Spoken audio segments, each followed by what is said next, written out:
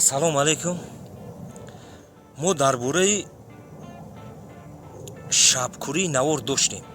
Яке аз иллатҳои чашм мебошад шабкурӣ. мо ҳамон наворда оиди сабабҳо, яъне аз кадом бо кадом сабаб ҳамин шабкурӣ ба амал меояд ва ҳамчунин пешниҳодҳо буд оиди нест кардани ҳамин иллати шабкурӣ. мутаассифона дар баробари шабкурӣ ҳамчунин иллати рӯзкурӣ ҳам вуҷуд дорад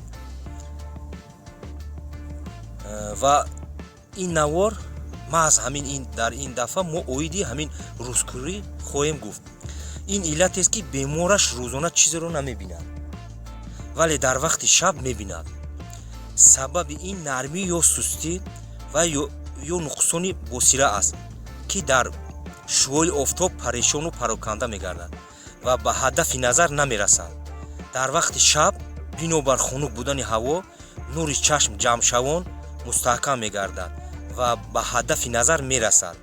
монанди куршапарак, ман ҳамин дар мисоли куршапарак агар мо муқоиса кунем, ман ҳамин куршапарак аҳамият додагӣ боше, фақат вақте ки торикӣ фаро мераса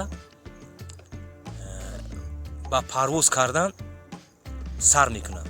ин сабаби ҳамина бо ҳамин рӯзкурӣ мо муқоиса карда метавонем ки маҳз сабаби ҳамин дар шаб парвоз кардани ҳамин куршапарак аз он иборат аст ки рӯзона чизеро намебинад. ҳамин мо инсонодам ҳамин иллат вуҷуд дорад. пас чӣ бояд кард? мо танҳо ду тавсияи асосиро пешниҳод мекунем, иншаалло ки натиҷаи бисёр хуб метиҳад.